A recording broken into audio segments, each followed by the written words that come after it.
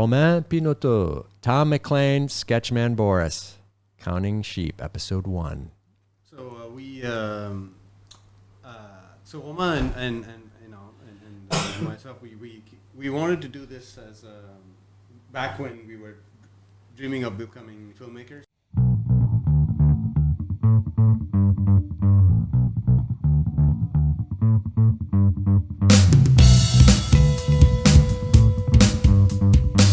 Well, good. We are back after a month off, Franco. A month. You were in the Philippines. I was here.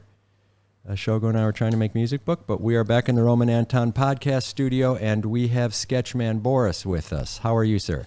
I'm great, thank you. How are you? Great. Thanks for coming in today. You were kind enough to come in during the weekday, so I appreciate your getting here the way you did, and hopefully we can make this worthwhile. But I'm really looking forward to talking to you today. I've had an all Boris all the time week. Oh, So, wow. yeah. Okay. For those of you listening, Roman Anton Podcast, we do it in 3 pieces. So we're going to talk for a while, then we're going to look at some of your artwork, or you maybe draw for us. We'll decide to see how tired we are. And then we're going to head out the door to go to a place in Bangkok, which is our third step, which is going to be the Peace Space. Mm-hmm. And that's over close to the Grand Palace in that direction. And you're actually you're in a small show there with other artists, and it's a very cool, very excellent location in town if you haven't been over there. So that's what we're doing today, and that's how we always do it. So I was introduced to you through a mutual acquaintance, and we reached out to each other, and my introduction to you was you as an artist, but as I searched the links that came along with an introduction, I saw that you have something that you have co-founded called BKK Unzine. Yeah. Yeah. That's great. Like you were one of the few who pronounced it correctly. What did I say? BKK Unzine? Unzine. Well, I thought it was a magazine. I thought it was a play on magazine. Then I thought it was a play on Unzine. I couldn't do it, so it stuck in my head. So lucky me. But before we go to BKK Unzine, I wanted to get a little history, if I could, unless that's a forbidden area. Could talk about the past a little bit. Oh, yeah, sure. Yeah, so we're in Bangkok, Thailand right now. For those of you watching, we're at the Roman Anton Podcast studio, but you were not born here, and this is not where your story starts. So are you from Thailand originally? No, I'm from India. Okay. So I come from, well, I was born in a city called Chennai in the south of India. Right. But I grew up in Pondicherry, which is an old French colony. What is it called? Pondicherry? No, Pondicherry. Oh, Pondicherry. Okay. And so basically, I grew up studying French, and I was, actually, I am French, like by paper. I have a French passport. Okay. Which is weird. Like that's why, like a lot of people, like, I mean, it has nothing to do because my name is Boris, and people ask me like, why do you have a Russian name? And I'm like, yeah, I'm French. It's my name now. It's not. It doesn't belong to Russia anymore. Right. Well, there's a lot to unpack there. So, Chennai, is Pondicherry where one of your podcasts and one of the magazine episodes, the art store, was located? We interviewed a teacher. Yes. Yes. Oh, I thought it was art store. Yeah, right. The sign. Yeah, exactly. Like he's my brother's friend, and hometown. Hometown. Yeah. Oh, nice. Okay. And he's an art teacher, and he also runs this little classes. He gives classes to kids. Yeah. And to poor kids, he'll teach for free, and he's just trying to do really interesting things. So I thought, why not? Shout out. Him. Yeah. So what was the language that was on that sign along with English? What was they looking at? So it's called Tamil. Tamil. Yeah. Okay. According to Google, it's known as the first language of the world. Actually. Okay. Yeah. I'm not trying to take anyone's titles away, but if Google says it must be right. No, I'm saying according to Google because I know that there are like a lot of discussions about that. But anyway, I don't want to get into that because I'm not knowledgeable in that. But I'm sure the Americans think English is the first language. So Tamil, Tamil is how. Yeah, okay. And is Tamil, to give us a little more flavor, is that Tamil a language, or is it also a region, or is it both, or? So in India, like a lot of people say, like, what's the Indian? So there is no Indian language. Like, there's no language called Indian, right? So usually each state has its own language or a variation of its language, and So yes, the state I was born in, it's called Tamil Nadu. Right. Okay. So in that state, of course, people speak Tamil. Okay. So that's language one. So so Tamil is the name of the language, and Tamil Nadu is the name of the state. Right. And did you grow up speaking Tamil and other languages?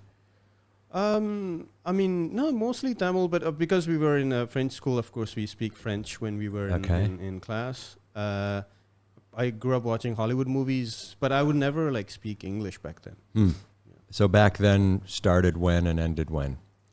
Of course, I was born in 86. So until I was like 18, 19, basically after high school, I had to go to France because there are no French universities, or maybe not when I was there. Right. There weren't any French universities for higher studies in India. So I had to... higher study meaning age...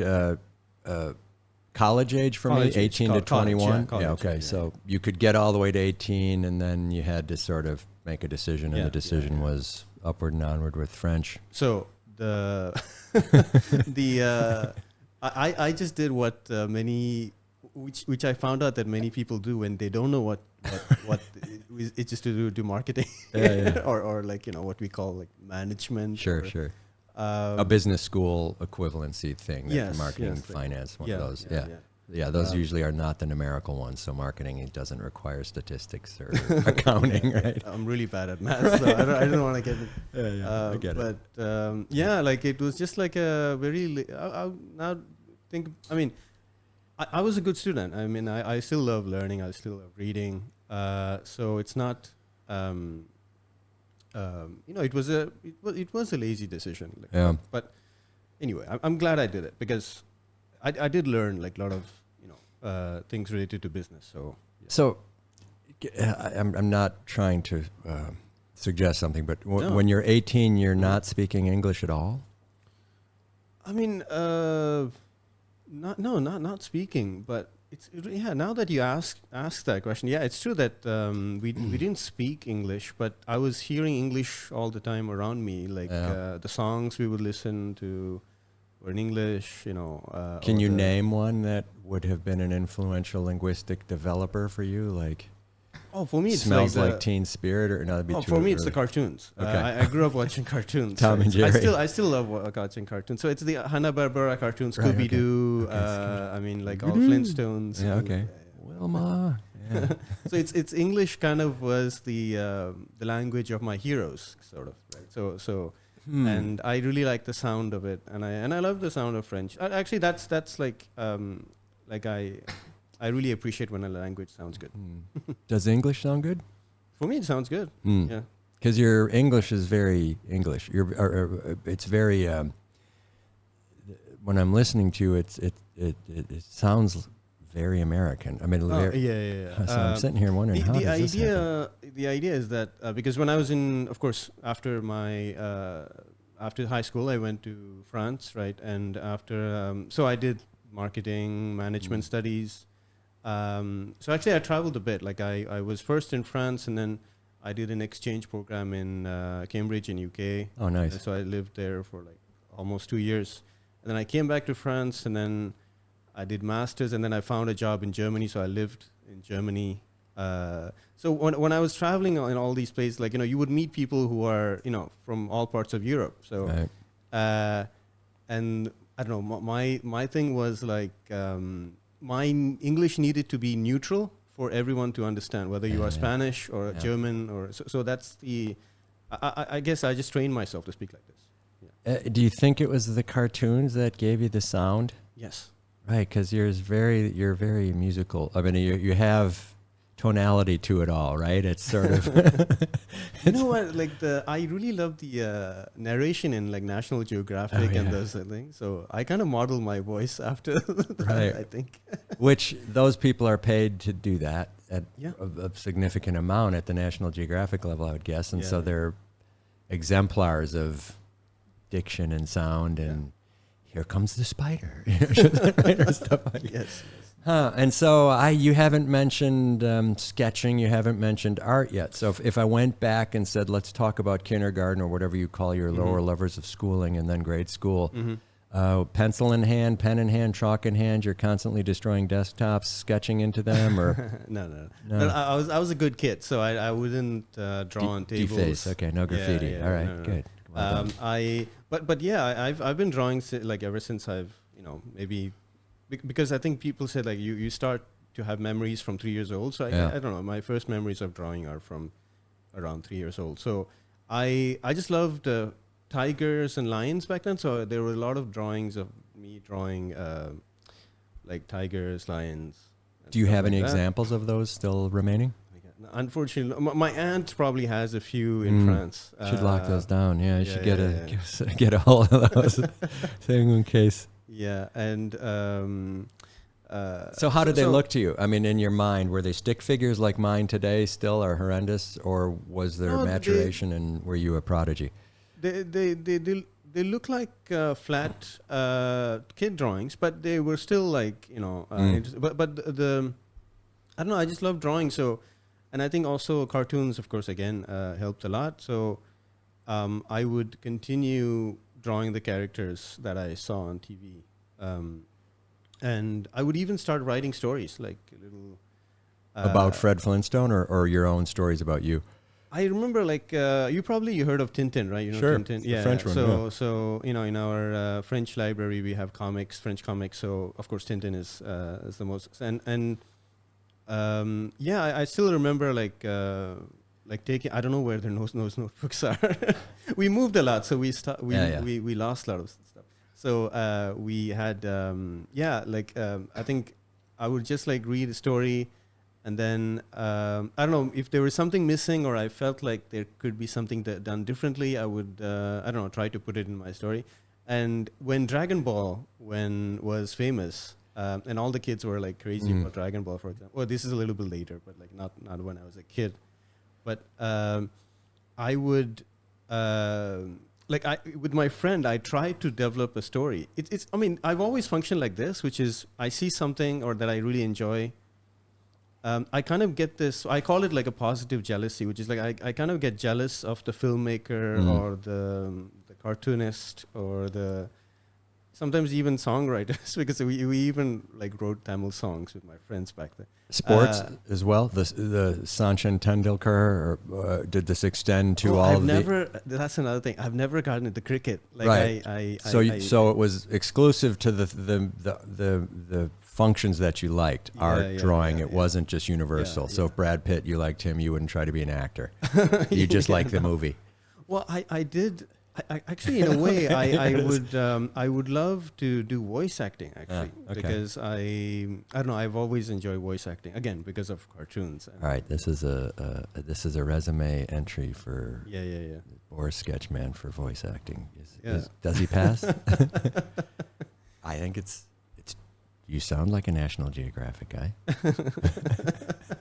Maybe not. So I'm sorry to interrupt. So no, interesting. So you were pointing out in your areas. So, and you wanted to do better. You wanted to say, I can do as well as you're doing. I'm jealous. It's a bromance, but I'm jealous. So it's somewhat competitive. Yeah. Like to go back to that Dragon Ball thing, like, I was it just made me almost mad that all the kids are obsessed with this. I mean, of course the drawings look cool, like really great.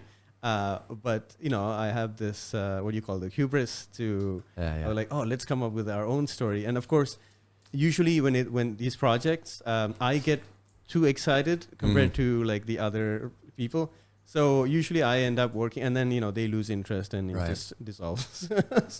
Well, that's a great thing for you to say, because I have a question about that. Yeah. On the magazine on Unzine. But let's get back to that. This is interesting. So did you ever want to destroy the Dragon Ball creator? Did you ever want to meet him and like out duel him at noon in the street, or was it not pathological, this challenge? It was sort of it's almost like they like I just want to have that impact that he has on people. Like that's when I say like jealous. Like even like sometimes when I watch a film. I mean, I think as you grow old, you mature, and you're like, oh, that's like you enjoy it, you learn to enjoy it. But I still have that part of me that is like, oh, I wanna. That looks fun. Like I want to do that. Like I want to have that impact on. Yeah. I mean, I guess we could analyze that through a religious scheme or spectrum. And does your religion say that type of envy is good? Because most sort of say, this is the one thing you got to stay away from, is coveting neighbors' goods or being envious or not choosing the middle way, right? Just sort of. To be honest, like I'm not religious at all, but like the. You know what I mean, though? Yeah. Right. But you're copping to it, and it motivated you. Yeah. Right. Yeah. Right. So. And I think that was even when I didn't know that there were creators behind this, right? Because when you're a kid, you just see the result, or like, but later on, like when there were like DVDs and behind the scenes and stuff. Yeah. Right. You can. Like you see the wizard behind the curtain, right? Yeah. So that was a big part of like. When did that start happening to you as a kid for drawing or sketching or artwork, or what I'd consider artwork, like painting or any of the hand-on item, maybe computer as well? Mm-hmm. When did you start to see there's a work process and there's practice and there's artistry to it? When you were a kid, did you get that early, or was it? Yeah. I think even I feel like I've been able to understand. Like I would pay attention to little details, like I mean, this is I mean, even after I grew up, like but even like as a kid, I would notice that when, for example, like Flintstone or Scooby-Doo are running, I would notice that the backgrounds will repeat, right? And I can see that Scooby-Doo is clearly more saturated than the background, so they must be two different elements, things like that. That I don't know if other kids notice, but like when I talk to people, they look at me like, oh, like why did you notice? Like you were. Yeah. So I was and even when after I grew up, like I remember Anaconda came up, and I still remember this conversation. The movie with Jennifer Lopez. Yeah. And, Right. Yeah. So the first one, and I remember like I think they were playing interviews of actors. And sometimes people will interview actors in the sets, right? So they will still have their makeup on. Right, like. And I still remember talking to this kid, and I was like, oh, this kid is stupid. But because I was like saying like, oh yeah, like they made a really great job with the CGI. I mean, right. And I actually knew the names, the name, how to call it, and blah blah blah. And she just thought that snake was real, right? So she said like, oh, I saw it because he had still the bite mark on when he had it. And I'm like, yeah, but that's so, and I'm like, I'm just going to stop talking to you because right. Things like that was like, I've always been interested. It's interesting. Yeah. I think, to answer your question, I don't know if other kids felt that way, but, I remember watching Speed Racer and some of the pre-Flintstone-y things where they had the moving mouth, and they were really static. I mean, if the cars would race, but it was just obviously some that's master. A huge part of my childhood too, Speed Racer, right? The anime, right? But it'd be this right. So that was always, it was so fake that it was bizarre. Like that was as entertaining, and as much as I loved that, I always sort of thought like, what is that moving? Like that's disgusting. Like what's going on here? So I guess as things progress. To the defense, I think it was probably not lip synced because it was Japanese, right? And then they dubbed English over it. Who knows what the reasons for that was? But it was bizarre. It was like human lips on a cartoon. It's probably where we're at now. It's like. Okay. It's like a robot talking. For me, it's maybe I was I don't know. Well, I found it fun. No, I loved it, but it was it was sort of like it made me feel weird, and it did its effect because I loved them. But it was like it sort of feels like this is new and kooky and modern and like it's it's revolutionary, and I'm on the front edge of this and I don't understand it. And even if I had the artists talking like Game of Thrones for 17 hours on the background, I wouldn't understand it because I was a kid. Like understanding the motivation of Daenerys or impossible as a 8-year-old. You're like, I just like the dragon. He burned everything, right? So some of that, it was, even if you were watching it, you'd miss it. But So then you have Flintstones, and then you move into Dragon Ball, and then do you go? No, that's the thing. Right? I wasn't a Dragon Ball fan back then, but then I became really late later on. But I saw myself as the competition to Dragon Okay, Ball. yeah. But anyway, What was your character and his name then? Did you Dragon Ball 2, or did you come up with someone? no, we the Hexacon or I think we just called it. It was in French, Guerre des Étoiles, which is like. Star Wars? But it was Star Wars, but the other way, like War of Stars. So you own the rights to Star Wars, is what you're saying? No, I own the rights to War of Stars. War of the Stars. Yeah.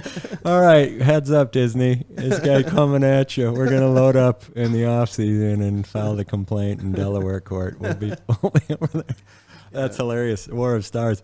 Yeah, well done. Congratulations on that crystal ball gazing. But so you're thinking out of the box, and it's competitive, but it's holistic, wholesome competition, and you want to do better, and so you're motivated to make things from your head get onto the two-dimensional page, three-dimensional page maybe, or screen or whatever. But you were into it. Yeah, like I mean, now I'm a cartoonist, so I make comics. But I did get, because people do ask me like, oh, you grew up with comics. Actually, no, not because in India, there isn't really like a comics market. But why is that? Do you think? Satire. Satire's bad. It leads to criticism. No. They had political cartoons, but kids don't pay attention to political cartoons. They have political cartoons, but it's the same. Because we are also trying to develop comics here in Thailand. I think it's the same reaction, is that it is considered like, oh, it's for kids, and I don't think I even now, like the way Indians draw comics is not appealing as the way that's why I love the American cartoon characters so much. They just had these beautiful combination of shapes. Who was one, like Family Circus? Or that like round even, one? For example, we talked about Scooby-Doo, right? Yeah, If you just take the silhouette of Scooby-Doo, you can recognize that it's Scooby-Doo because it just has that. Peanuts? Charlie Brown? I mean, I've Snoopy? seen a few, but we didn't. That wasn't in our we didn't get that. We had Cartoon Network, and Cartoon Network in India was different from Cartoon Network in US, right? So. And so were they more like religious figures, or more like the? Oh, you mean for Indian comics? Yeah, were they fancier and robes and gods and? Yeah, the Indian comics back then. I mean, I'm sure a lot has changed now, but the Indian comics back then would be just like here. There are a lot of Buddhist Buddhist myths comics. I think so. Maybe they were Hindu myth comics, or joke comics. You'll have I don't know, like a sage would go to a forest. I don't know, whatever. Just a little. Yeah. It's fun. Yeah, I get you. Yeah. Yeah. So there was that sort of crossover, and maybe that was appealing, maybe not. But the American ones had you hooked. Yeah. I mean, I think the genius of Family Circus or Andy Capp or the early, Doonesbury being one of them, which was super political and well drawn and satirical and politically just completely way out ahead. I guess for the left, probably for the right, it wasn't that enjoyable. But there were, comics were, were all over. There was a comics section on Sunday. The paper would show up at your house with a bunch of comics. Yeah. And so. We did have. Sorry to interrupt. Sure. They would even make fun of this, which is the Adventures of Sinbad. Sure. Was a comic strip that I think is still going on. I think it is for sure. I don't even know if they've killed off any of the characters, right? Yeah. So it's just 4 strips per week or per month. I don't know. But it just keeps, going on and on. So that was we would. But again. Even now, I really don't follow the news, so I don't really need. When I was, in India, we wouldn't read newspapers. I don't know. I wouldn't even watch the news. I was in my own little world, which was comfortable and which I loved. Yeah. How many brothers and sisters? Was it because there wasn't? There were 8 plates on the table, and you were youngest, and you get shoved off? No. That was sort of my family dilemma. We were just 2 brothers. I'm the younger one. Yeah. I had 3 brothers and a sister, and they weren't mean or anything. But when you're small and you're slow, you sort of have to. Oh, you're the youngest? Yeah, you had to scrape for your food. I'm sure that's not true. I'm sure my mom would say I'm an idiot for saying that. But, I have built up this fiction in my head that it was, they were. Does she watch the podcast? Offended. So, all right. So you're getting into high school, grade school, all boys, all girls, co-ed. How was it? Oh, it's a French high school, so it's mixed. No uniforms.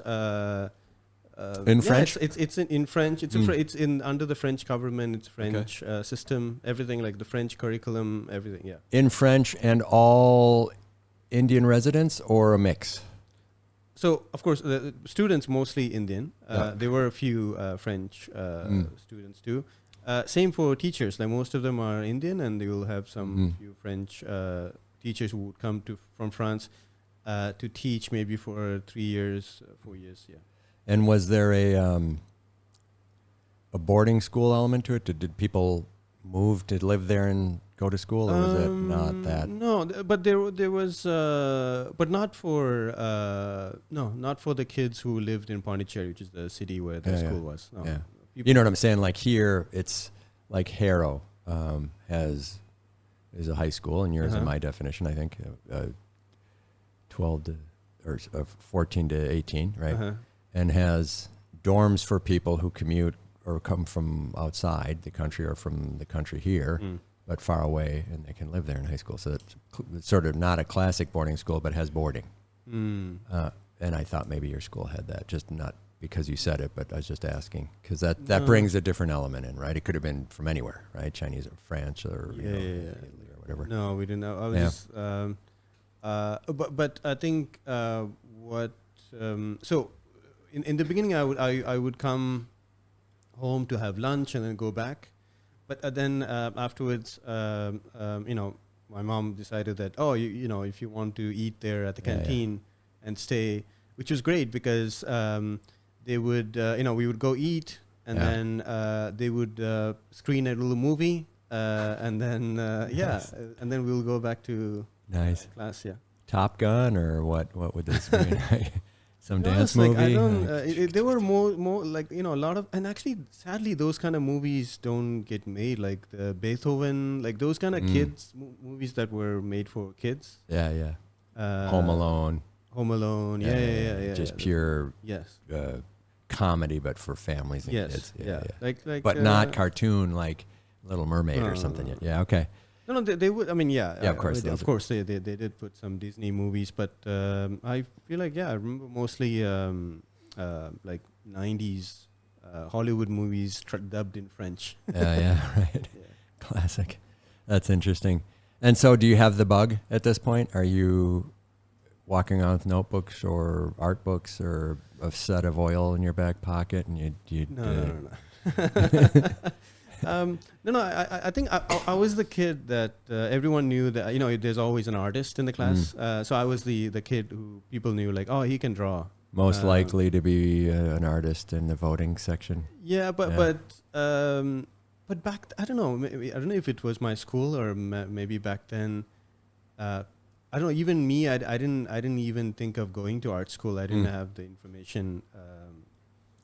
I don't know. I don't know why. I just thought it didn't even seem like a possibility to make art and as a job. And so your parents weren't saying it's so great you want to be an artist, so they didn't not promote it, but they didn't promote it. People around you weren't saying, hey, let's go to Bombay or Mumbai or whatever you're going to call it and go to art school, or let's go to Paris, let's study at the whatever school. No. So it wasn't happening, huh? No. It's. But were you saying something else? I'm going to business school. Yeah, that's what I want to do. But because you said earlier you weren't the decider on a lot of this stuff, right? Yeah, I think back then, it just seemed appealing, the image of wearing a suit and going to work. Of course, now I find that boring. No, not that, the job I have now is like I work from home, so it's great. I get it. We never had like a conversation like that. It was almost like, this is very normal. Like, you're going to do accounting, I'm going to do marketing or management, and that's like, that was it. Yeah.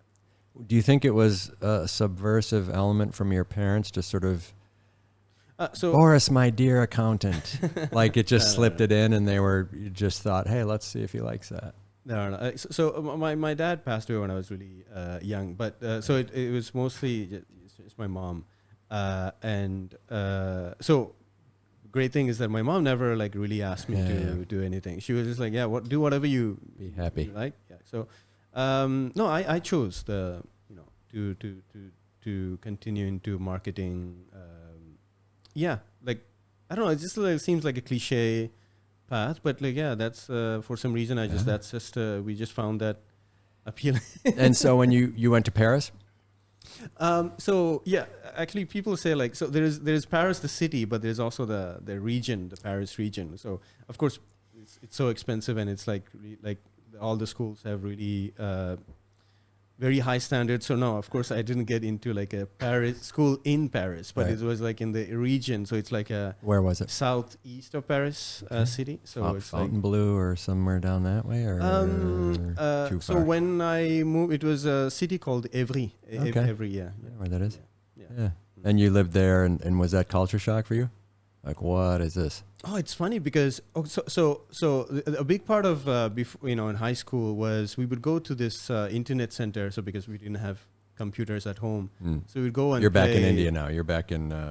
Yeah. So sorry to jump over. No, that's okay. I'm just. It's just we would play Counter-Strike, which is like a video game, first-person shooter, and I still love that game. But I don't play video games anymore. So I'm saying that because and then of course we would play other games there, and I remember playing GTA, and I remember the first time. So we got off the flight in France, and we were so our relatives came to pick us up, and we were in the car, and I was just looking around like, oh, this is like GTA, right? Or at least that's the closest thing that I had, right, as a reference. World. Yeah. Were you with your mother? Did she go with you? Yeah. So me and my mom, we went. Brother? My brother was already in France. Okay. So we went to sort of join him, right? So, okay. Because he's older than me, so he left early, and so yeah. Anyway. So to for the culture shock, it was a culture shock because I'm still shy, but I think I'm very talkative when I talk about things that are passionate, right? So, and also now, most of my life is kind of filled with things that I love doing. So I seem like a guy who's not shy, but actually I'm shy. Yeah. It's just that, so when I went there, like, I was the shy, very, guy. And even the kind of, I just realized that French people really stand close to you when they talk to you. And that kind of freaked me out, actually. I would like move, and things like that. But otherwise, like it was mostly just, they were very nice to me. I still, I'm still in touch with like the friends I first met in university in France. They're like really great, really good. And actually the comic book that I brought you, Roman, who's my friend, and we wrote that idea together. So, okay.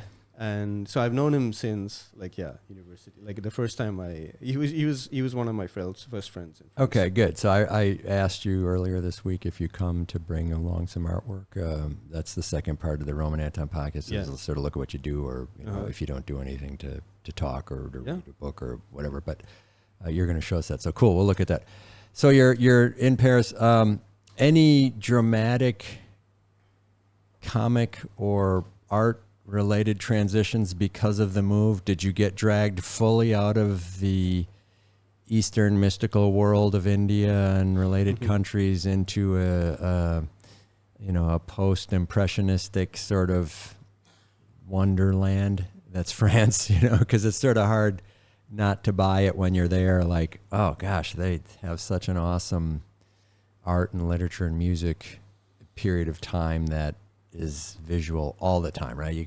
Most cities you're going to see daily reminders of the sort of triumphant artistic world they have, right? I'm trying to. So you're asking if did you change because of it there? Was it like, oh, my comics now all have guys with berets on and carrying a baguette. No, that's ridiculous, but little. I mean, you can never like really separate the because we are kind of like a chemical reaction of all these things, right? So I can never separate. But yeah, of course, that's a big part of it. But I don't know how it impacted. Probably, I mean, so first of all, I think I really love French, the way they teach.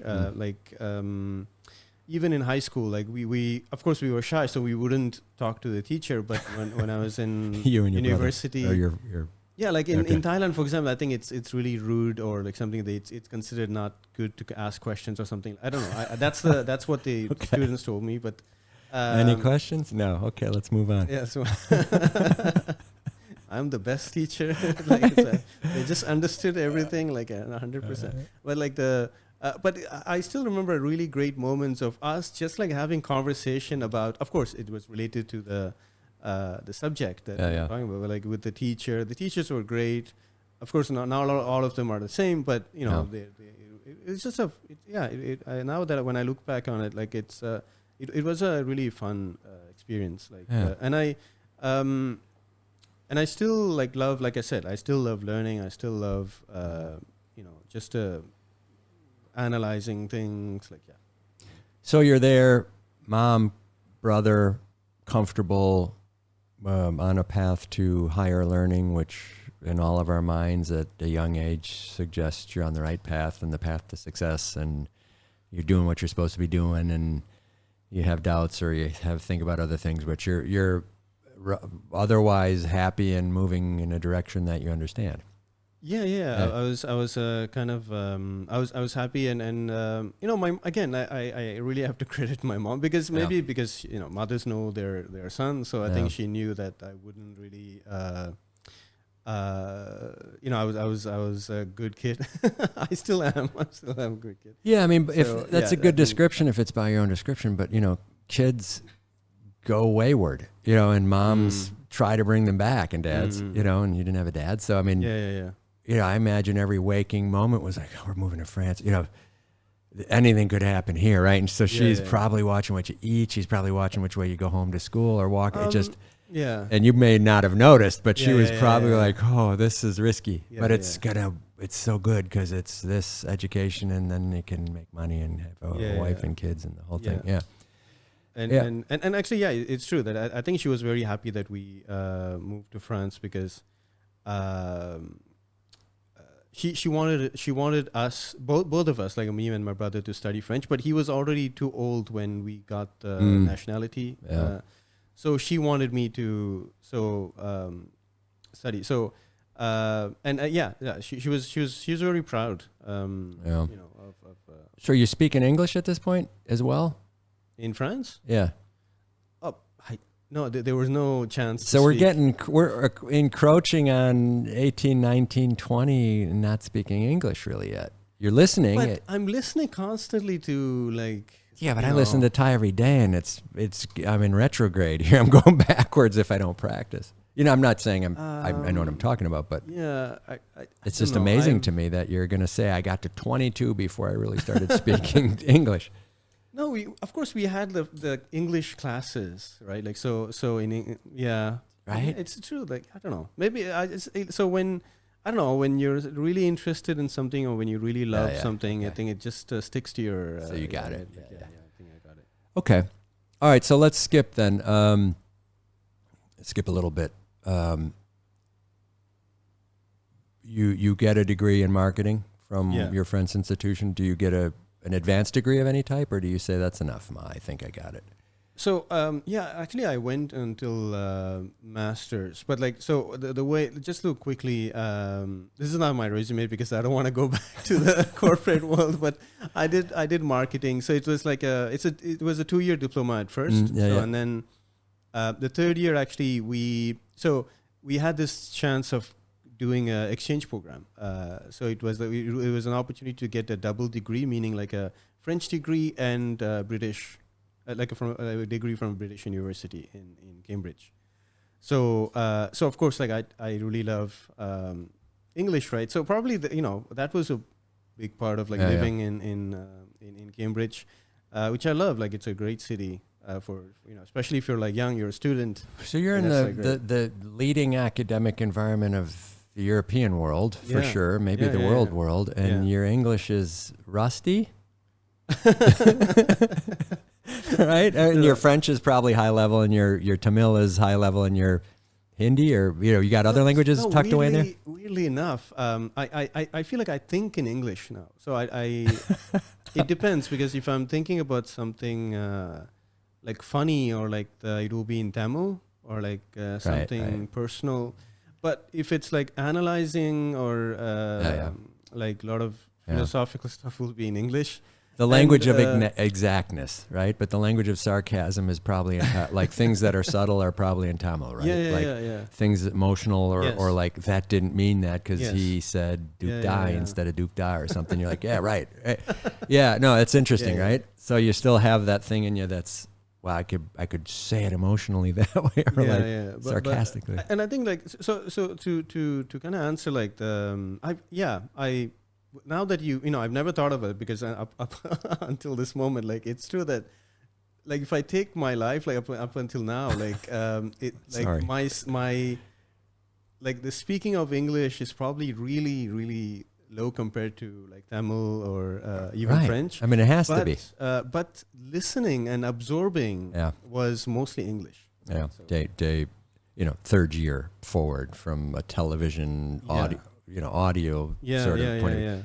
Well, it's interesting. I have nothing to say about it, and I would bet it's either nationalistic or racist thinking that's making me say this, so I apologize if there's ways to interpret this to the negative, but careful what you say. Right.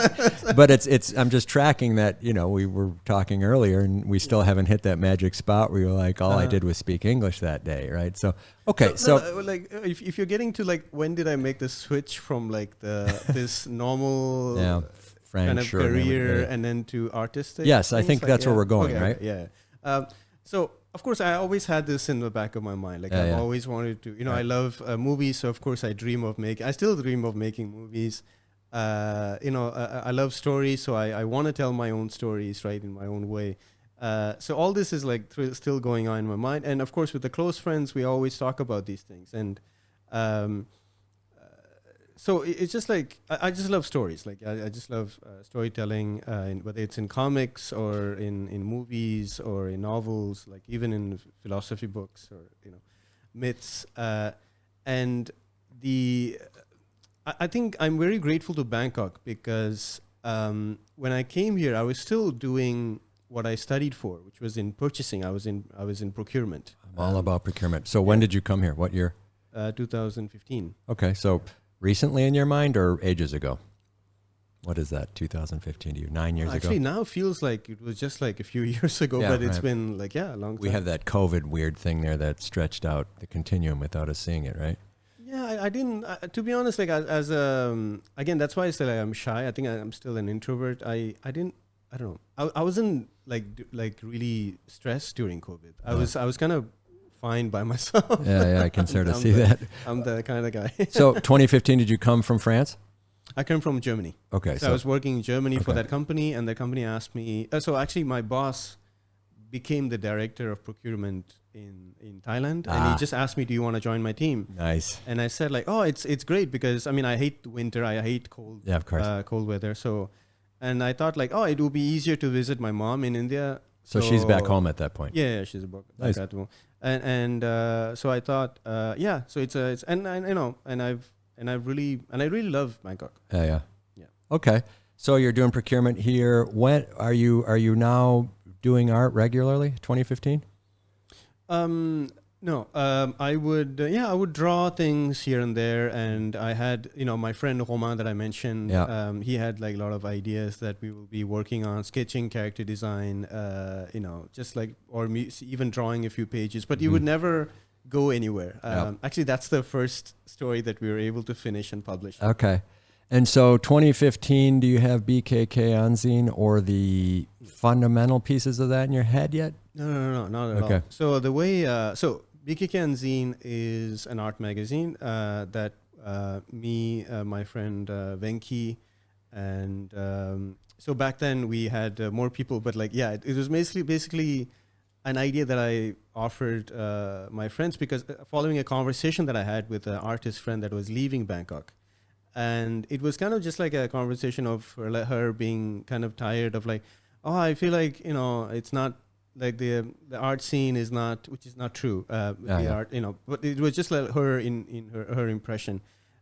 Basically, she was just unhappy about like, I think she was counting on like becoming known and making a living as an artist in Bangkok. But I think, yeah, sure. So, but that, I don't know, I really want my friends to be happy in a way. So I just thought like, oh, it's true that if we just create our own like kind of platform, and back then like the idea was just to like it will be almost like a jamming session, which means like we will just launch a theme every month, and then anyone can submit, and then we will just like choose the best and just like publish it as an online magazine, because we still don't, we don't have a funding. We still like everything is free. We don't earn any money from it. Right. It's just about, no advertisers. Yeah, not yet. Okay. So Yeah. So was that Mia or Maya or Maya? Jane, or there were four of you as the So listed folks. So yeah. Are they still together? Are you still together? Okay. Yeah. So the team we have now is Maya. Maya takes care of our website. Yeah. And Venki, so is my friend. He was here when we created it, but he moved back to India. He's in Chennai actually. He just kind of helps me out with many things. But one of the things like he updates the website. He does the posters for the new themes. And we're just like great friends. We just have these really great deep conversations about art, and and Jam is my wife actually, so she just joined in, and she just is helping us with like she's a graphic designer, so she does the graphics part. Right. Okay, so you've just described the team, Bangkok Unzine. First episode was in September of 2020. Yes. Yeah. Is that during COVID?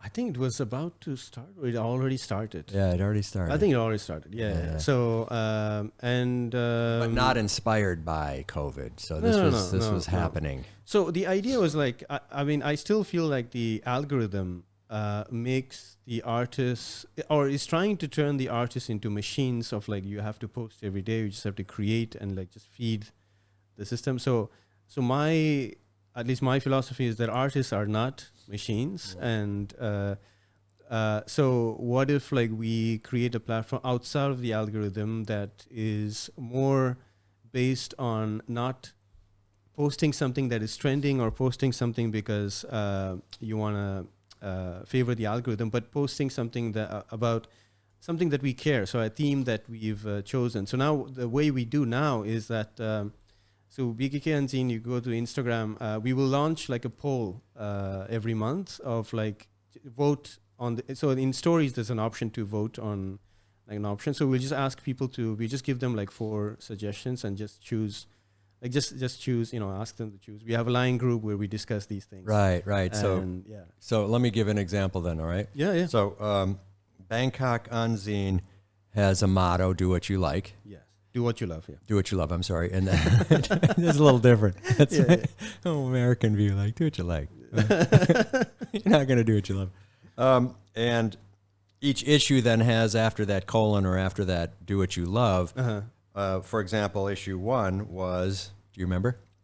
Animals? Loving animals? Yeah, loving animals. Now we kind of removed it because we were like, weird. For example, our exhibition was conflicts, and I was like, I know that love can actually mean like a lot of things, but like but I don't know. We just thought like it would be just better to have just the name of the theme. But the idea of like do what you love is like of course like there are many artists, and I think you've heard this story, and you will hear these stories many times, which is like you meet someone. And I tell them like I do this, and they immediately tell their story about how they wanted to be an artist or a musician, and they're like, oh, unfortunately, I work at the bank or whatever, which is fine. Like I'm not saying that, but I just wish like there was a organization that would help artists, Right. or at least like, for example, if I'm an art student and I know that there is a platform out there that can show my work and organize events around my work or promote me as an artist. I just thought that would be a very useful thing to do. So that's the idea. So do what you love is like, and I've noticed that the moment I've decided to do what I love, which is like to tell stories to comics or just bring people together around art, is I don't know. I'm not religious, but I did believe that everything kind of started to organize itself around what I love, and I'm really, I'm really happy. Yeah. That concept you just described there for your personal life was clear to me by the time I got to the last episode. I thought you've built something, and it's so easy to watch if you just sit down and view this in serial. So, for example, you read BKK Unzine, look at the first one, number 1. It's called, animals, and then, loving animals, or so you go on. So you just run through the list, and it goes animals, landscapes, home, holidays, science fiction, loving love, bloom, right? So now that you're at episode 6 or 7, you realize, okay, flowers probably still you're starting to think in terms of art, but then that's sort of a false hole to step into because it's everything. Fools, movies. And so that's the first 10 episodes I've just read off, more or less. And it keeps we call going. them issues, but issues, right. Sure. Bangkok, portraits, Your Best, which is a sort of a anniversary edition. Yes. And then streets. And it goes on. And so that's what you're talking about when you talk about the poll. So you go to Instagram and you say, hey, here's 4 choices: streets, Bangkok, landscapes, bloom. Do any of you like these? And maybe you don't pick the one that's the highest ranked, but it gives you an idea of what people are willing to do. And then, for example, I knew when I got to cats, because I was seeing it approaching my front view window, that there would be a lot of artistic submissions. I just thought that's going to be the winner, because there seems to be a tremendous amount of cat art, just generally. Yes. I'm not saying it's good or bad. I'm just saying I thought that's a winner. That's going to be like we even had the group first group exhibition was based on that theme. Yeah. And I'm not laughing at cats. I'm laughing at the obviousness of what, for example, steampunk was probably not going to be your most popular submission one, even though there may be a steampunk community I don't know about. Yeah. So, cats was going to be a winner. Yeah. So you do this, and what was awesome for me going through one, starting at the back, so that's 40 episodes ago. 41, I guess, or 39, because there's one number you skipped, and I got to ask about that. Is actually the third anniversary. I think there's maybe like an issue that we are trying to solve. There's one that doesn't load, steampunk, and there's one you're missing. But otherwise it's flawless, and it's awesome, because what I saw happening from 1 through 10 was, and I'm gonna pull this out, because I had to go back and start writing stuff down because it was interesting. So I looked for yours or your work because you were the only one I knew in episode 1. Okay. And sure enough, you had something in there, I think, and it started with Dogsgram instead of Instagram or Dogsgram. It was a dog taking a picture of its master. Yeah. And I thought, okay, funny, sarcastic, nice, polite. Not it's not dog murder or something else. Dirty, so maybe it's good if it was or wasn't. But I thought, okay, this is pretty level-headed. And I then go to 2 to sort of see what's going on. And that's called Landscape. Yeah. And I see, Patricia's artwork stands out. I think it was a landscape in a bottle. She actually founded the magazine with us. Right. But then I don't know, she was going through a tough time back then, because she lost someone in her family, and she had to go back, and she was stuck in here because of COVID. And I don't know, I think she didn't have the same idea as what we had, so she just decided to leave. But it's fine. Yeah. Great submission. And so she's great. But so now I've gone through 2 episodes, and I'm seeing art from folks that seem like a loose collective. The tribe isn't clear to me yet, right? It's contributors. It seems like it's so. Yeah, it's not. I mean, of course, we want it to be different people each time, but it's not like, there is a friendship that forms. Sure. So like people are right. like, and I'm, first of all, I have to say I'm very grateful and thankful for the people who actually believed in like the idea, because you can just have something and like no one cares, or like no one submits and no one, So I'm like, we have a mailing list, and like, that also gets bigger, and like even followers on Instagram. It's a like it's not like a huge following, but it grows organically, and it shows, and it doesn't go down. So it means that we don't have any bots in the followers. So well, let's just assume that people come and go to everything. So who cares? That's the nature of congregation. That's the nature of church. That's the nature of government. That's the nature of things, right? Is you lose followers, you gain followers. Hopefully you beat the odds and keep growing. But if growth is important. But so as I go through this, then Tom does some words, so prose in the third issue, right? And then we wish we got more of that. Yeah, because, obviously you do. I mean, it's very interesting how quickly you adapt to what comes into you, and you can see it. So I'm watching this. I'm like, huh. So Boris put a poem first. I thought that's a good idea. And you have all the while. Is it yeah, it was the first. Stephen? Yeah, Stephen. Yeah. And so all the while you have these. Submit, and maybe it gets accepted or maybe not. I don't know what the rules are, and it just doesn't really matter to me. But then we get down, and by episode 5, which let me see if I have what it is, science fiction. Yeah, I love this guy. Paul appears. My goodness, Paul Limchenko, right? What in the world? I was like, this is some of the most awesome artwork I've seen in a long time. I remember what he submitted for. It was fiction. Darth. Star Wars Darth. Oh yeah, because Paul is one of a great, like he's one of the nicest guys. Like he's a comic artist. Comic artist. He does painting of comic characters, right. Popular characters, and he went back to Canada now. But like he was living here, and he was part of our comics festival, which we will talk about. But like but he still submits. Yeah, right? he's amazing. He's astonishing how. So okay, so I could say it was astonishing because it looked real, but I'm not sure what I'm saying. I'm speaking like a novice and an idiot because it was fancy. It looked like a magazine cover, right? Yes. I was like, okay, as opposed to the pastel or the one that was gouache, maybe wasn't. And so I'm already out of my league here, but I'm starting to choose my favorites. Yeah, and I'm starting to choose the real glossy ones. But his was stunning. So I'm going to flash a picture to Frank here, and I'll flash it to you so we're aligned on what I'm looking at. But it was this, right? Yes. Geez, this thing, if you go on and look up Bangkok Unzine, Frank, we can maybe take a full shot of this and put it in if we get approval from the owner. But it's a Star Wars-y type character who I don't know. Darth Maul, I guess was the name of it. But it's just astonishing. Phantom Menace, And Paul's signature even looks super cool. And I was like, what in the world are you starting to get?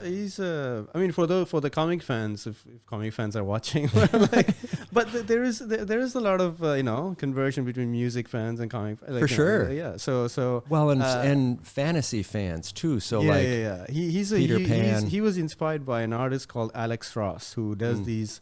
You've probably seen it. Like if you love comic art or superhero art in any way, I'm sure you've seen his painting once. Yeah. Because basically he uses real people as models, and he just does these beautiful realistic paintings of, superheroes. So he kind of got inspired from that's why it looks so good. Yeah, I mean it's just astonishing. Yeah. And so I'm like, wait, what's going on here? So now it's game on, and even some of the stuff that's digital Procreate, you got Shen in that same episode. I'm like, whoa, Shen that is great. So good. I think Shen has been a great supporter, and we also did workshop at a school, and she was kind enough to help us. It is Shen is a great. I've just been lucky. Like artists are really nice people, really cool people. So then this starts to happen, right? You start to say, new artist of the month, or you start to introduce new players here as we want it's that thing of like, okay, what we don't want all the issues to be just like different same template with different images. Okay, what can we add? So it's just us trying to do trying different things, but which we actually do now, because we started a YouTube channel and we started interviewing artists. So we put that as the video of the month. Right, and that was another. So your first 10 episodes, there's really this progression from what your episode 1 template was, which I imagine was months in the making, and you get this thing ready, and then you're like, wait, these are good ideas. Let's show the new people. Let's put poems in. Who would have thought of that? And you get some videos. You have some video submissions. So now when you had the movies, like Arti, who's a friend, who she does she takes like a Indian movie song and she does dances to it. Right. And I'm like, that's perfect. Like, perfect. That's great. I thought it was genius. Yeah. Because it wasn't an interview yet, and I thought interviews are coming. When are they going to pop up? And you've gone through sort of the continuum, but there was June. Then June, I like her stuff because it's just so out of the ordinary for what is being asked of us as viewers to submit art. I thought, what is this now? So are you talking, because we have 2 June, so I think you're talking about the cosplayer. Yeah, right. So it's photos, which are allowed, but it's photos crossing over into cosplay, and then it's somewhat digitized or animated. And I thought, and I think she just learns. I mean, kids are so talented because she's very young. Like she's I feel old, so I feel comfortable saying kids. No, episode 7 is kids. Myria, the 10-year-old with the Japanese design, was astonishing. 10-year-old. Yes. What was that? So kids are kids. That's the thing. Sometimes I never meet these artists, unfortunately. So 10-year-old kid. It's beautiful. Yeah, it's beautiful. It's. I didn't mean to cut off June's story. I think. No. We can talk about Midori. I think her name is Midori, right? I think her mom is like a huge supporter of kind of like works as like her manager. But I don't know them. I just we just texted back and forth. And like so it's great. So to come back to June, she does cosplay. So she makes her own costumes. She does the props. She paints them. I think so. I'm in my mind. I'm like thinking, oh, she learned all these things by herself, probably. But just watching videos and like. And you can even see like she does editing because both of those girls in those pictures, it's her.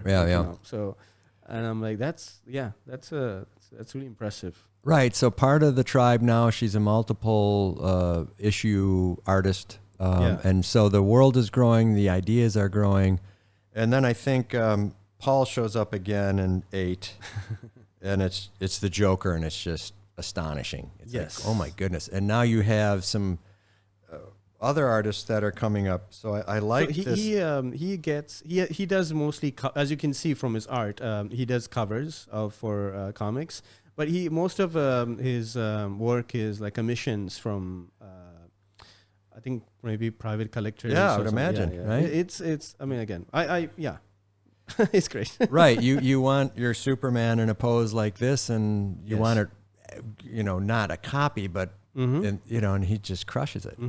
Yeah, and then a lot of it is original art around it as well. So it's just really I watched the video thing you did with him of framing and colorizing, and it was a little over my head, but it was very interesting to see how he did it in his kitchen or somewhere. And I thought, well, guys, he's just so in control of all this, and there's no mess. And you can see that he's done this like maybe hundreds of times. Yeah. So he did another one. I think it was the Joker. That's in 10.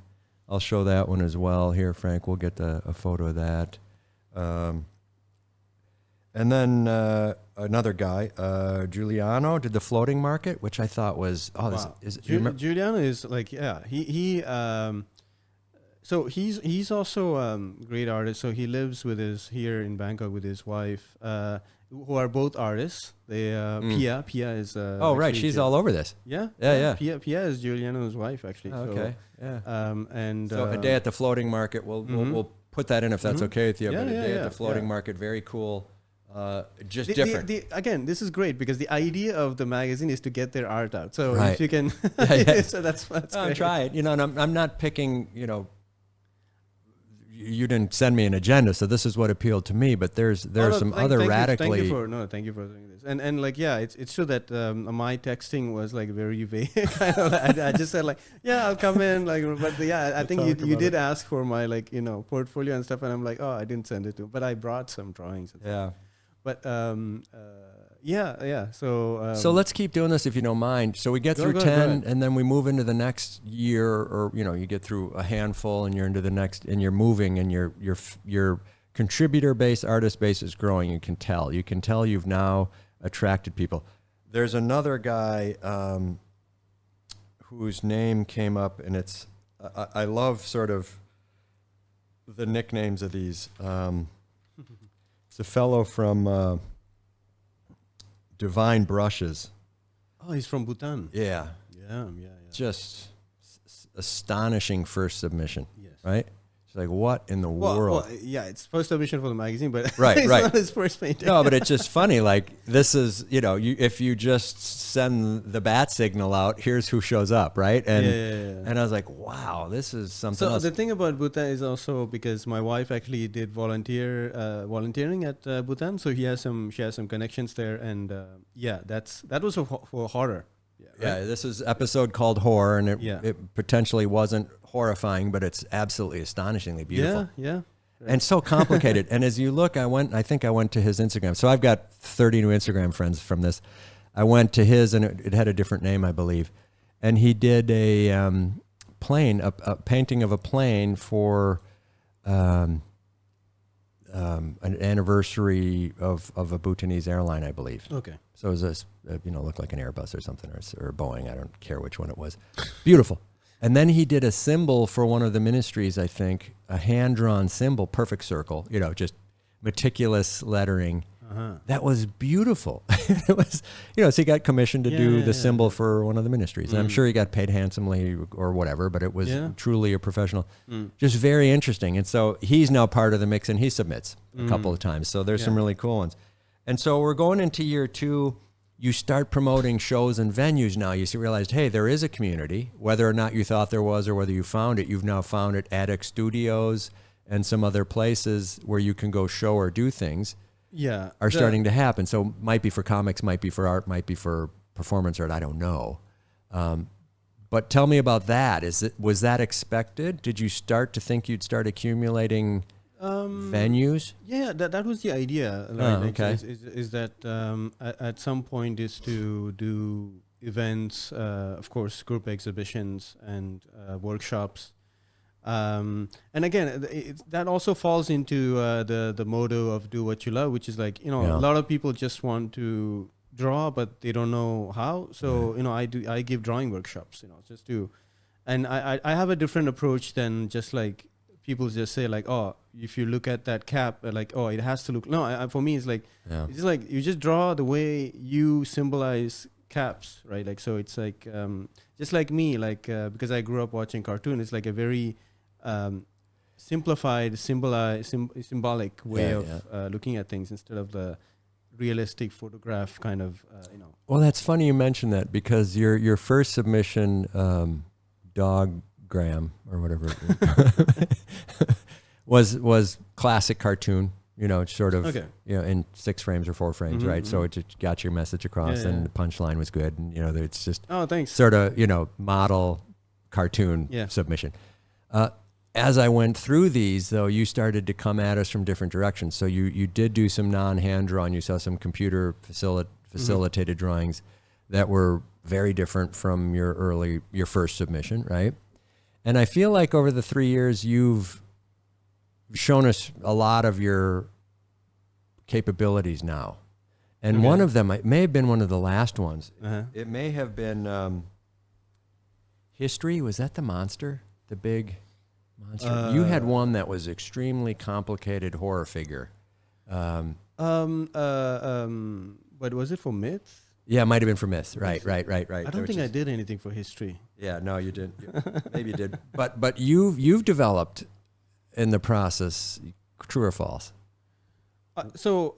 Yes, my so of course, like all through these years I've been drawing, and and also I'm noticing that I'm more in love, because it takes time for you to figure out what kind of artist you are. So so I just realized that I do love the feel of paper and ink, and I like to get messy with the gouache and putting water on ink, just diluting ink and stuff. so that one was like we had a booth for Halloween to sell some things, and I don't know. So my wife asked me to, like, you can do some illustrations that we can sell, and so yeah, that was one of the illustrations I've done. It's it's just to say, like, I'm not going away from digital, but it's just that at least the building block, the building of the imagery that I want to develop certainly gets built in traditionally in paper. Yeah. So of course starting with pencil, but then I really love the brush pen. I love the ink. So I just and I don't know. I'm a wussy when it comes to horror. Like I cannot watch like horror films, like jump scare and stuff. But I do love psychological thrillers and like really good, what I call good horror films, which are really the ones that scare you without jump scares. Yeah. Well, and I feel like that style is more suited for, like, I don't know. I just think there's a good balance to be found. And I really love, even though I can't read Thai, I really love the one baht comics, which are the horror comics that they used to sell. And I just love the contrast of beautiful black and white, like the black ink on white paper. Yeah, this guy Songwit does some interesting black and white stuff, but that one was a particular interest to me. Songwit, same episode as Divine Brushes, but also some very cool in this episode that we were in. So Boris Sketchman Comics, which is way ahead in the future, 39 or 38, scary comic guy. You sold that at a booth, you said, or were headed for sale at a booth. Was that the one? So what happened was it was a nice, pleasant surprise. Like so we had the booth, and then the other Thai artists who used to do the One Baht comics also had the booth there, and they really loved this illustration. So one of the artists that I admire, he bought this and he drew like more on the where there is like blank space. And that was like a really great way, and he colored it. Nice. So I think I posted on Instagram about it. Very scary. That's as horror movie as you get right there. You run into that thing in the street. And I love that process of drawing where I don't do any planning. I just start putting pencil and like kind of seeing the composition, the shape, the way it fills the paper, and I don't know. It was just like something coming at you would be scary. Right. Well done. I liked it. Oh, thanks. Yeah, so same process now. We're going through 11 through 20 and 20 through 30, and what we get is the introduction of interviews with artists. Mm-hmm. Podcast style. You've got a headset, you're checking in with someone live, or you're calling them. And then your Venki, your co-founder, one of your comrades at arms, you guys have a new idea. You're going to talk about movies that you like, which is much later. So all of these things are progressing in different styles. Some of the poetry is getting longer. Some of the digital filmmaking is getting from 20 seconds to 2 minutes. And so you're getting some substantial variation in your art media, which is all artistic and drawing or films or movies. But it's stretching the fabric of just painters, right?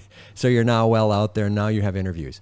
Yeah. And so this thing is a fully actualized multimedia magazine.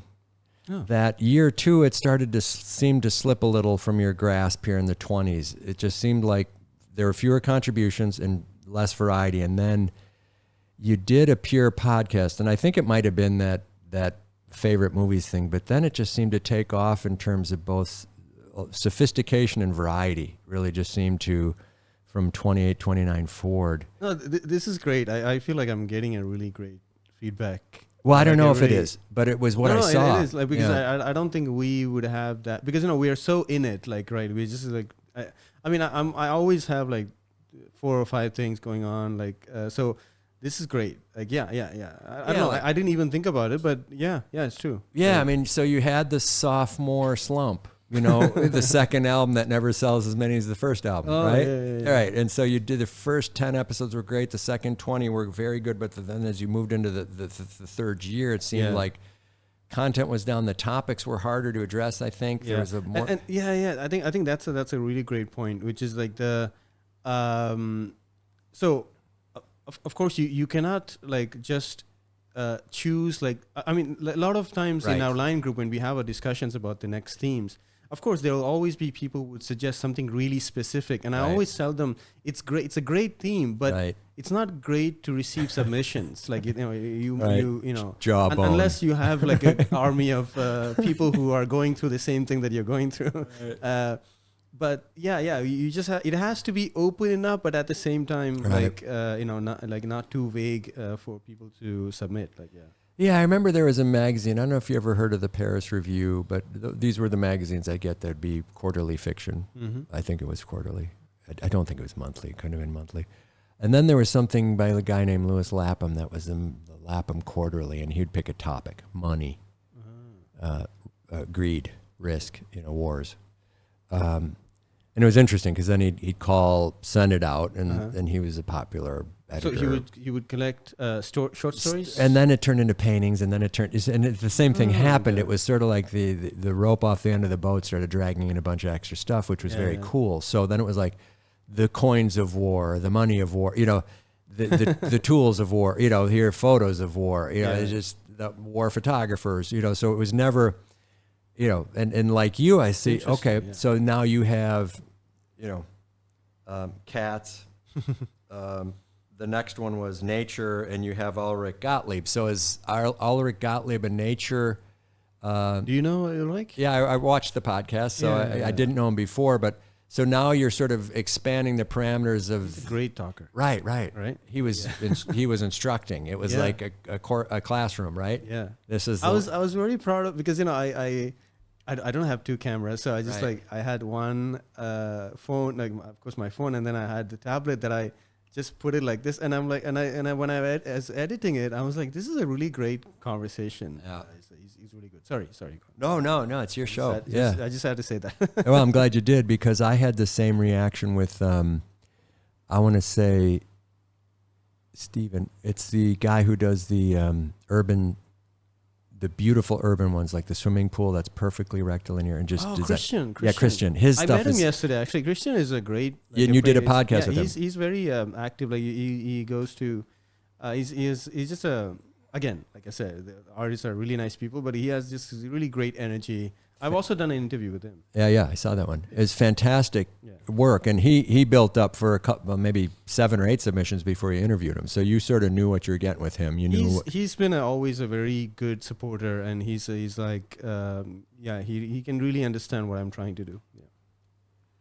Right. So I'm looking for others, but then from 31 on, we really it's now a really different magazine than when it started, but it's so complete. Yeah, I think there was I think the advice actually came from my wife, which is like so, and even like choosing the themes, like we would just do it in a real discussion in line group just between the artists, and we just said like, why don't we just open it up for the audience, the followers, so that people know actually, so just to get them more involved and that's what my wife said, is that you need to talk to people. You need to interact with them and kind of show them that you are doing these things. That's why, like, I think you can see a clear change of like we started posting reels of like us talking to people, and doing like you'll see more faces on the page when you scroll through like Instagram.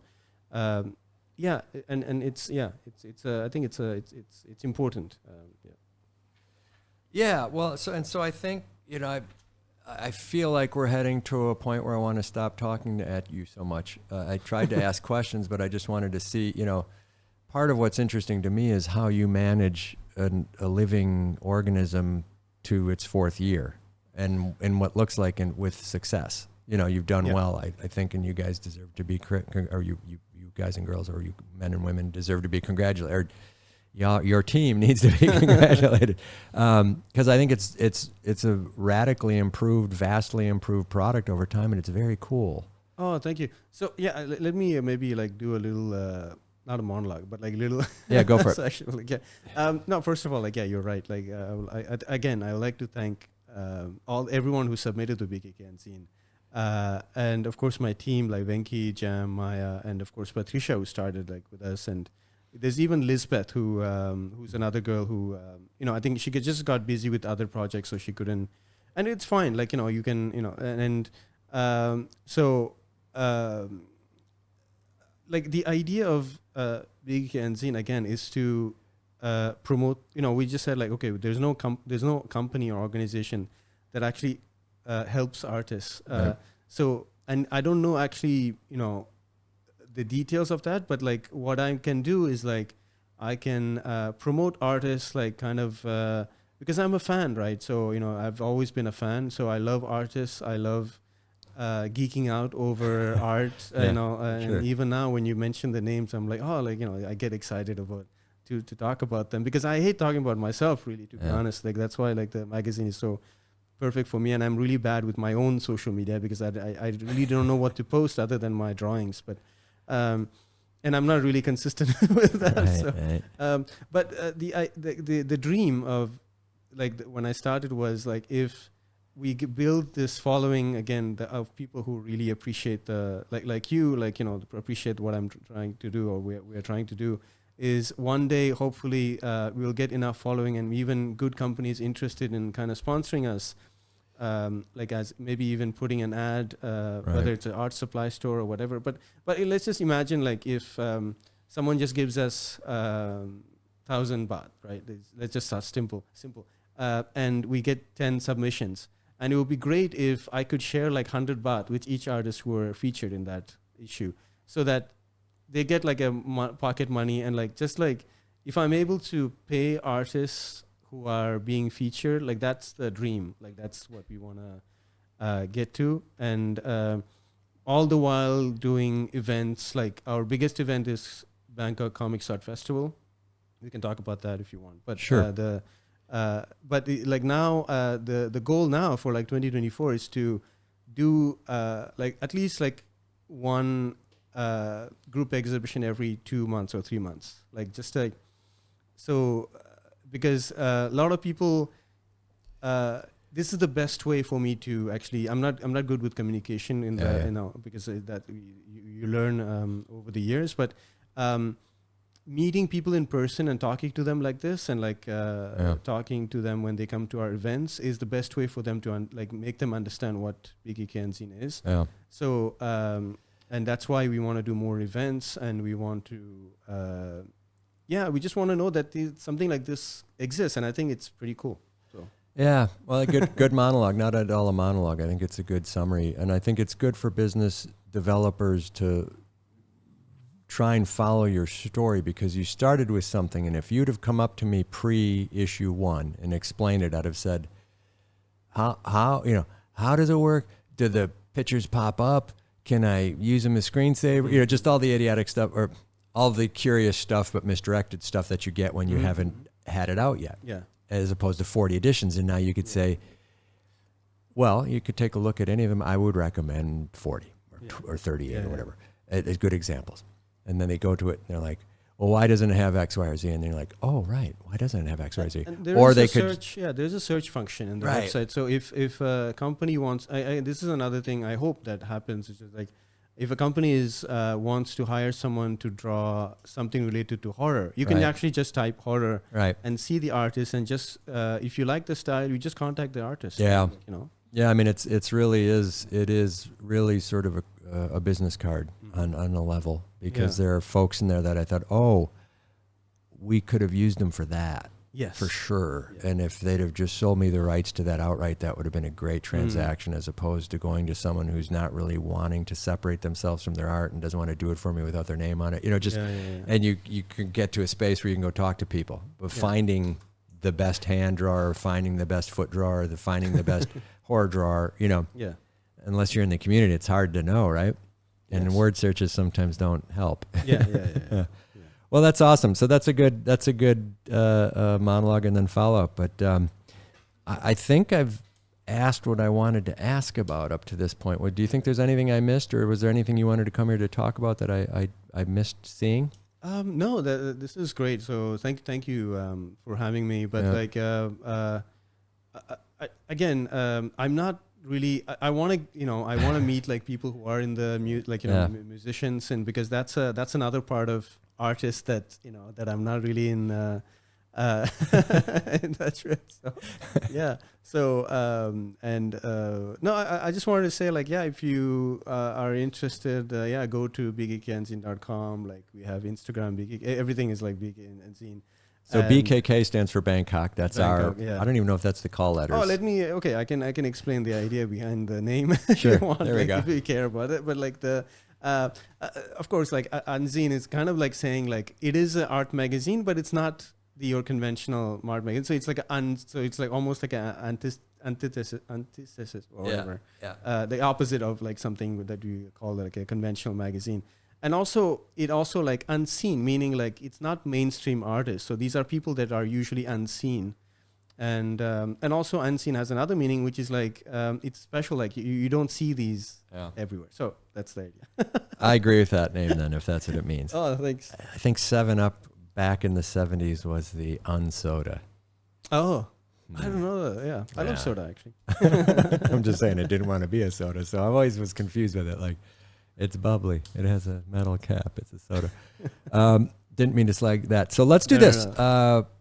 Boris, why don't we take a break here, and then why don't we have you show us some of your art from your bag, or draw something, or do what you need to, or we'll take a break and we'll come back. So, Frank, let's take a break here, okay? All right. Thank you. Okay. Thank you. Okay, we are back in action at the Roman Anton Podcast Studio. Got a lot of stuff on the table. Frank, third time on the camera, fourth time now. Oh, really? He has been. We did a podcast together, me and him, but he's behind it more often. Okay. He's been on stage with me every step of the way, but not on the podcast as much. Yeah. So Boris is drawing us. We talked him into it. He came to show us his portfolio, and we got greedy and said, "Could you draw us?" There was another one. Davy, Spinner and Paddle Put. That's the name of the cartoon? It's like a gay dog and a little boy. Yeah. Davy. You know. Gay meaning he was British? Yeah, he was jolly. Exactly. Davy, what's the matter? I love you. It's okay. I'll take the opportunity to add some details. But yeah. So who was the last guest? Duncan Forgan is a travel writer and musician who is awesome. I just saw him walking down the street before the holidays, but we played golf, I think, that same day. We went out and played a round of golf. But he's been to some spectacular places in town and around the world as a travel writer. Super high-end, luxury travel. And he does some other pieces, but he lives not too far from here. So he gets paid to, like, luxury hotels and stuff. Yeah. I mean, it is a job. But like, yeah, and then Duncan, then Rory was one of the later ones. Oh, nice. Fabuan Funker, the guitarist, the Brazilian guitarist. And then I think Ike Nwankno was back from Harvard Law School, and he's a professional basketball player and teacher. He was on recently. Tomorrow we've got James Lindsay, guitarist, and then we got a writer on Sunday. Yeah. But we got your book, Counting Sheep, episode 1, which has 7 policemen or 8 policemen bearing arms at a man in a hospital bed with goggles on. And it looks sinister, if I had to say. This is your... Well, if you read the synopsis, you Roman Pinoteau, Tom McLean, and Sketchman Boris. Il est français, le mec. Sleep is Forbidden, episode 1. All rights reserved. That synopsis? Oh, the synopsis on the back. In a society where sleep has been outlawed, it pays to keep your eyes open. Are we recording or no? Okay. It began noble enough, a simple procedure to remove exhaustion, lengthen the working day. But when people started dropping dead in the streets, the world begins to wake up. With a fascist government on one side and a gun-toting sleep dealers on the other, the battle lines are drawn and sheep are caught in the middle. The sheep are caught in the middle. So I guess sheep means people. Caught sleeping in public, an average Joe must decide which hill he wants to die on. Meanwhile, a surprise sting operation threatens to unravel the haphazard insurgency. As the conflict reaches a crescendo, there's no telling who will emerge from the nightmare unscathed. Roman Pinoteau, Tom McLean, Sketchman Boris, Counting Sheep, episode 1. So So Roman and myself, we wanted to do this as back when we were dreaming of becoming filmmakers. So, and then we didn't know how to do it, but then he just said like, yeah, you love drawing, and we could just do it as a comic. So it started as a long time ago, and then it just sat there, not being published. So we just decided to, like, we have to get it out, and like I'm really proud of that. Like people really like that. I think you should ask Rory if you can do this as a spoken word. Oh, that would be great. I'll be the girl here. I'll be the always girl. wanted to do, Yes, I'd like to report an incident. Yeah. There's a man on the floor on Falcon Avenue.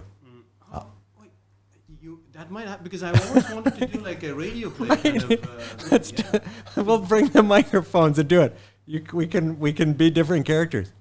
Yeah. You should have Rory do it. Yeah, we can do it here. Yeah. The first. All right, so that's podcast. That's the next one. But what do you reckon then? Another corpse, or do you think we bagged a Winkler? If we see the pan, like as we yes, hear the thing, like we can just scan the pages, or I can send you the. No, I think you're onto it. That's a promise. We'll do that. Yeah. We're gonna do Counting Sheep episode 1 as recited by Sketchman Boris, Roman Anton, Frankensville Hunger, and Girard. There is a. I can read the little like narration. Wham! No. Oh, you can they go like into the next room. Yeah. Okay. So. Yeah. It's. I think it's like it says like it seeps. Yeah. I could be in the mother. It seeps. I could do the growly narrator voice. We'll have to work it through. How do you say PCCHKT for a bullet hitting a head? Yeah. So you could do the sound effects too. Yeah. Pachung, pachung. Yeah. All right, that's onomatopoeia in Tamil. Excellent. Okay, I think we got it. Okay. Thank you. Beautiful. Thank you. All right, let's roll.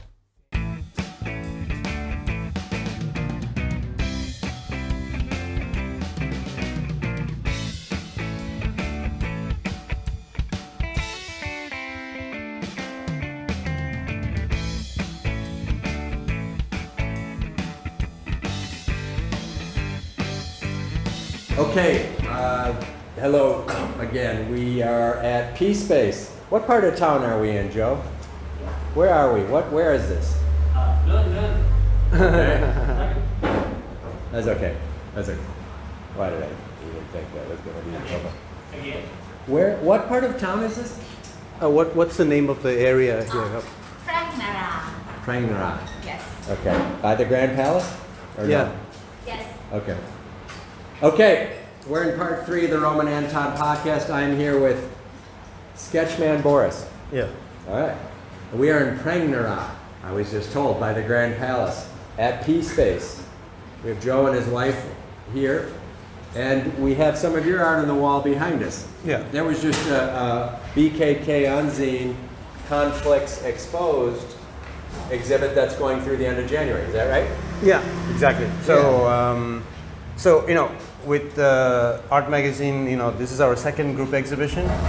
Actually, we did the first one in May. We also did here in P-Space. It was Loving Cats, so it was like a cats exhibition.